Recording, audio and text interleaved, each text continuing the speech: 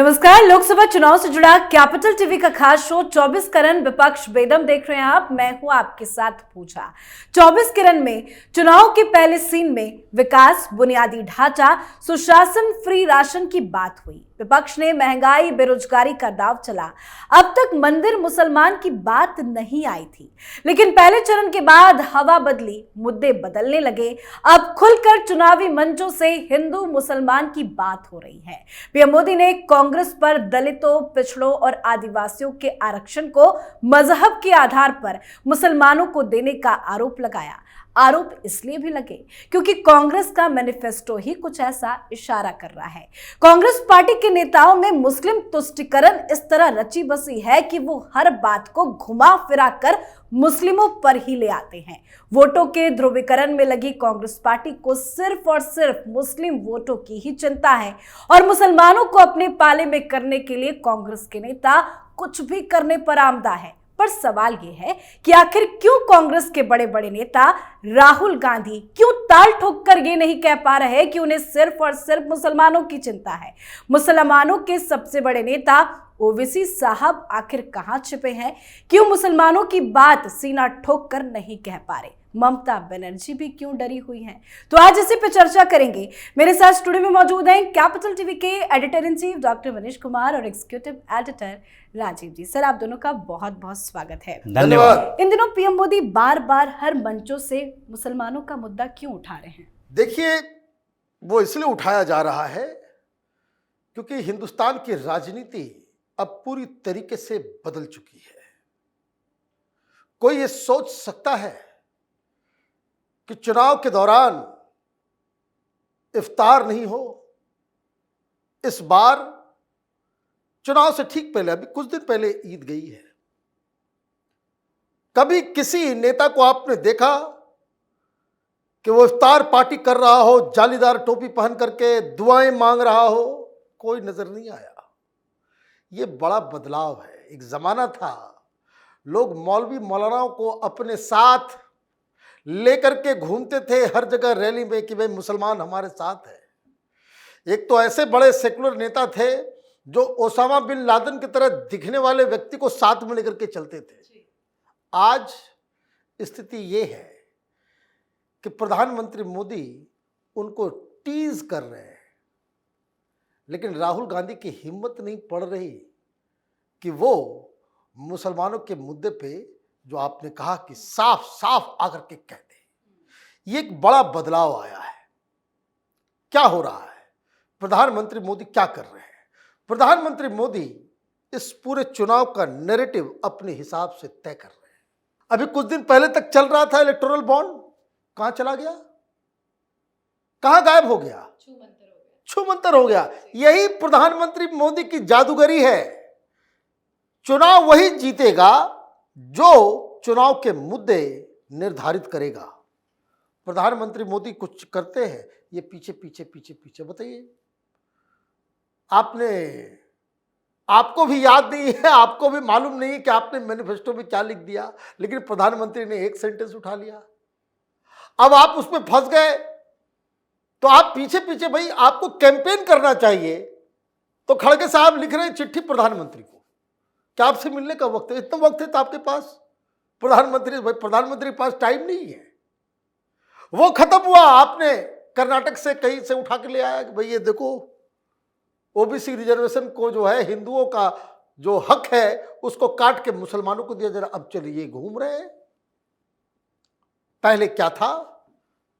ये तमाम सेकुलर पार्टियां ये लिफाफा पॉलिटिक्स करती थी। लिफाफा पॉलिटिक्स समझ लीजिए क्या है। कांग्रेस पार्टी, खास करके सोनिया गांधी, हर मौलाना के पास एक पर्सनल चिट्ठी, साथ में लिफाफा। ये वोटों के सौदागर जहां तहां मौजूद होते थे, बड़ा फ्लॉन्ट करते थे ये सब।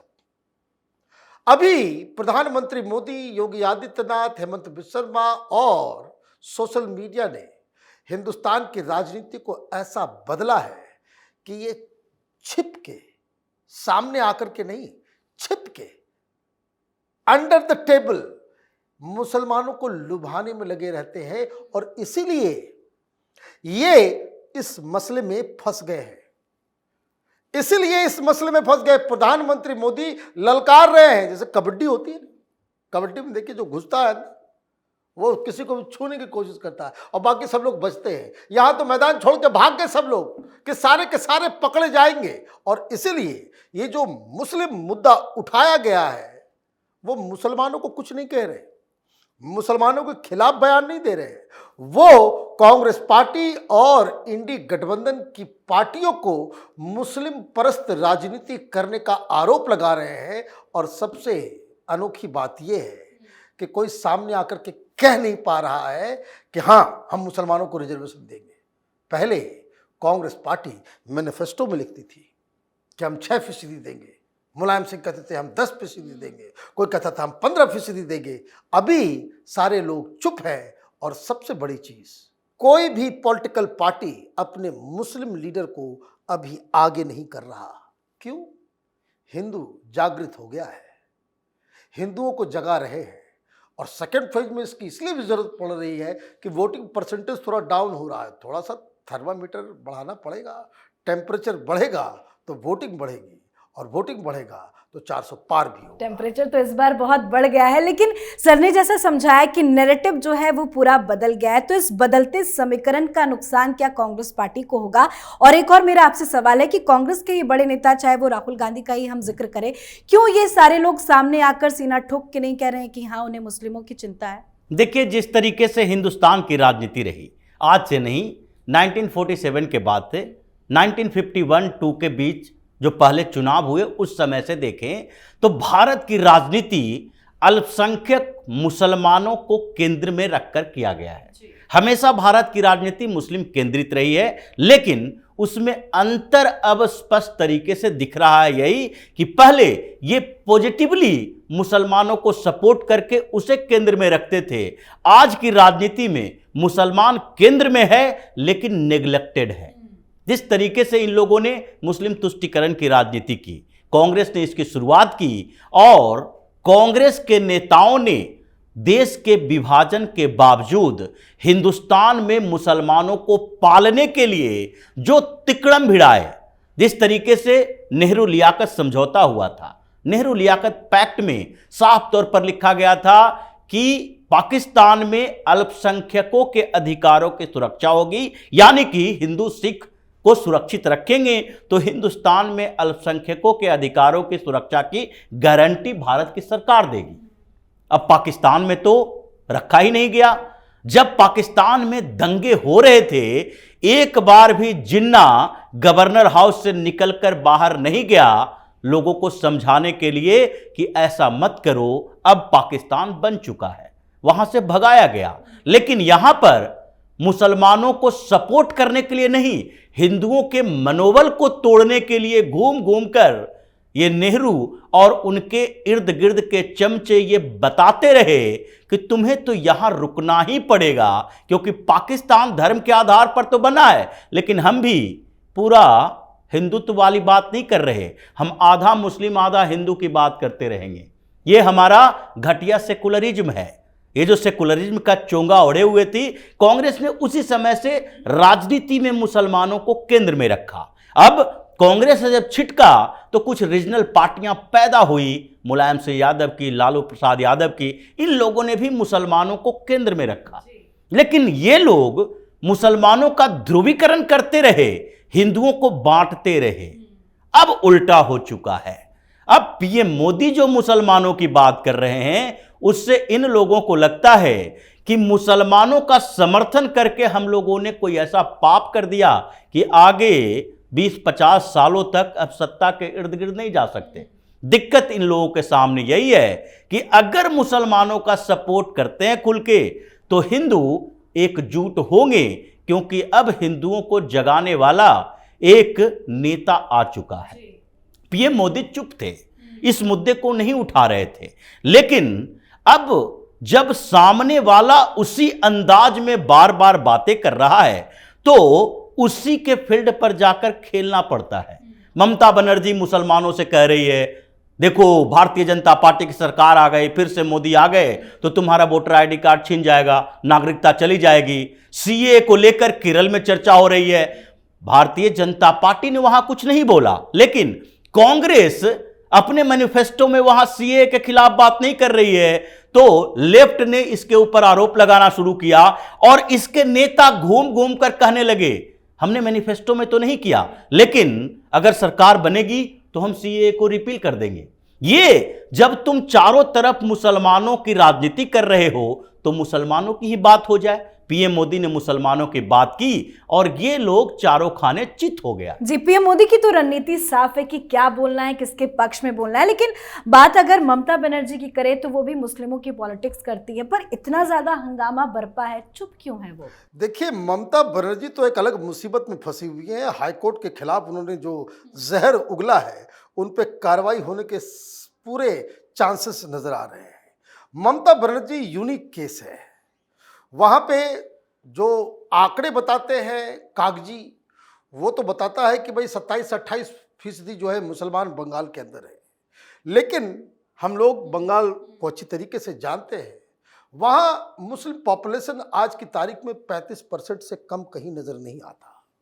कई सारे ऐसे इलाके हैं, कई सारे ऐसे डिस्ट्रिक्ट्स हैं जहाँ ऑलरेडी वो 70-75% उनकी पॉपुलेशन हो चुकी है, लेकिन अगर 35 भी मान लें तो वहाँ 65-35 का एक रेशियो साफ साफ नज़र आता है।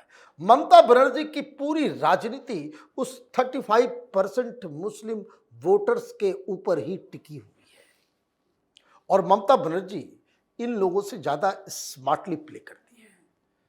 पिछली बार जब विधानसभा के चुनाव हो रहे थे, मुस्लिम नेताओं को, मुस्लिम कार्यकर्ताओं को साफ साफ कह दिया गया कि बिल्कुल लो प्रोफाइल, न जुलूस निकालो, न टीवी पे आना है, न भाषण देना है, न चीखना है, न चिल्लाना है, न नारेबाजी करनी है। हम इधर हिंदुओं को मूर्ख बनाने के लिए देवी पाठ करते घूमते रहेंगे। तो वो अपना देवी दुर्गा की स्तुति पढ़ रही थी, हिंदू उसके झांसे में आ गए और उधर 35% जो है वो वोट उन्होंने सिक्योर कर लिया कि इसमें मैक्सिमम 70-80% मुस्लिम वोट उनके पाले आ जाए।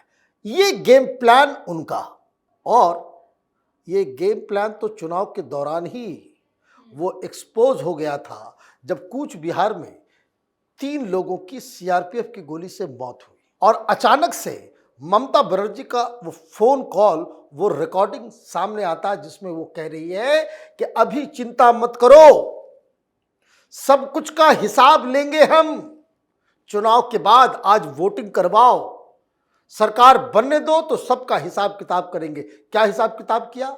जैसे ही चुनाव जीतती है फिर ये सारे जो एलिमेंट जिसको चुनाव तक चुप रहने के लिए कहा गया था, ये सड़क पे आकर के हंगामा करते हैं।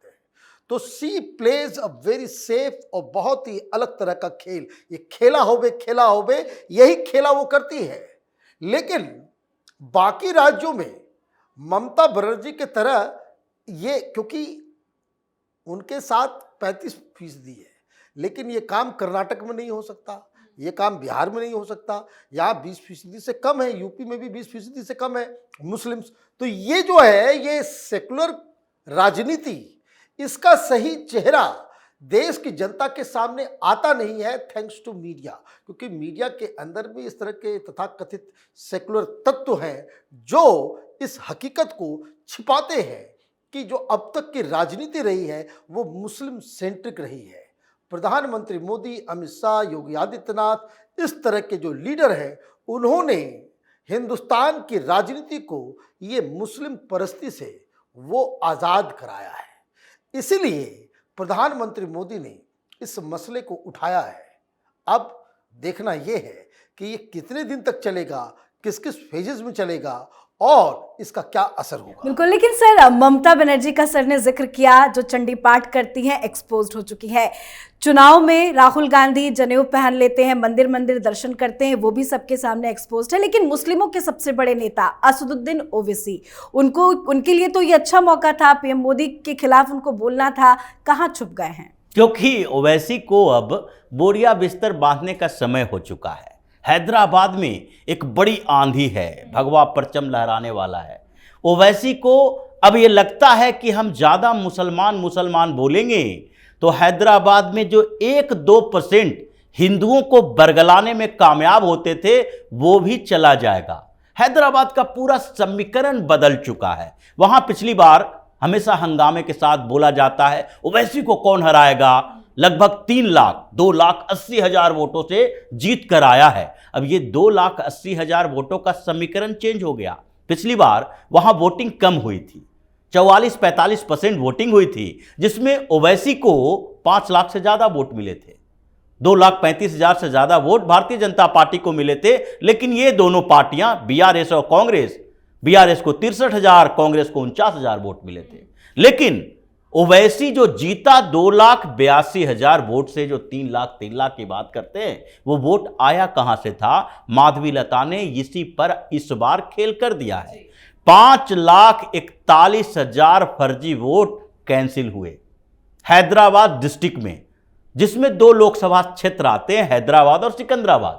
इसमें 15 विधानसभा क्षेत्र हैं, जिसमें से 7 जो हैदराबाद के अंतर्गत आता है, उसमें से 5 विधानसभा क्षेत्रों में सबसे ज्यादा वोकस वोट थे, 2,29,000, और 2 और जोड़ दें तो लगभग 3-3.5 लाख बोगस वोटर जो है ये हैदराबाद कंस्टिट्यूंसी में है। मतलब ये सारे मुस्लिमों का फर्जी वोटिंग है। और इसीलिए ओवैसी को लगने लगा कि अब तो कोई चांस है ही नहीं, जीत की संभावना खत्म। तो अभी वो अपने आप को मैनेज करने में लगे हैं कि 2 पीढ़ियों से इनके बाप सलाहुद्दीन ओवैसी, अब असदुद्दीन ओवैसी, ये जो पीढ़ियों से 40 साल से जो इस्लामिक किला बना के रखे हैं, उस पर तो एक तीर से ही माधवीलता ने किले को ध्वस्त कर दिया।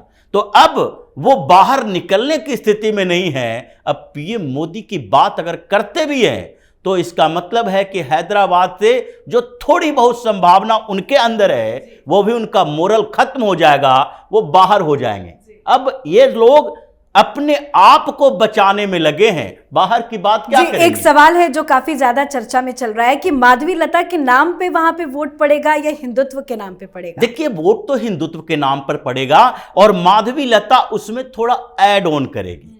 जिस तरीके से आक्रामक बिहेवियर है, सोशल सर्विस की है, उसमें मुस्लिम महिलाएं भी उनके साथ है, जो ओवैसी जैसे ये कट्टरपंथी मुस्लिमों से त्रस्त है, जो अपनी बीवी को दिखाने के लिए डरता है, जो बुर्का पहनने को मजबूर करता है, जो इन लोगों को प्रताड़ित करता है, और उस प्रताड़ना को झेलने वाले उन मुस्लिम महिलाओं का समर्थन भी इनके साथ है। कुछ वैसे लोग जो इसकी गुंडागर्दी से त्रस्त है, वो भी मुसलमान इसके साथ है। तो इसलिए चलेगा हिंदुत्व। माधवीलता उसमें अपना सपोर्ट बेस है जो साथ लेकर आई है, जिससे ओवैसी चुनाव से पहले ही हारा हुआ महसूस कर मतलब रहा है। इस चुनाव में हिंदुत्व का परचम लहराएगा। बहुत बहुत धन्यवाद सर आप दोनों का। धन्यवाद। तो कांग्रेस के कृत्यों पर गौर करें तो ये साफ है कि कांग्रेस पार्टी हिंदू विरोधी और मुस्लिम परस्त रही है। कांग्रेस शुरू से मुसलमानों को वोट बैंक से ज्यादा कुछ नहीं समझती रही है। वोट बैंक के लिए मुस्लिम तुष्टीकरण का इस्तेमाल करती है। कांग्रेस की सोच और मानसिकता का पर्दाफाश लोकसभा चुनाव में हो चुका है और पीएम मोदी चुन चुनकर कांग्रेस पार्टी पर प्रहार कर रहे हैं और ये मुस्लिमों की राजनीति करने वाले नेता डर के साए में हैं। इस पर आप अपनी राय कमेंट कर लिखें। देखते रहिए कैपिटल टीवी। नमस्कार।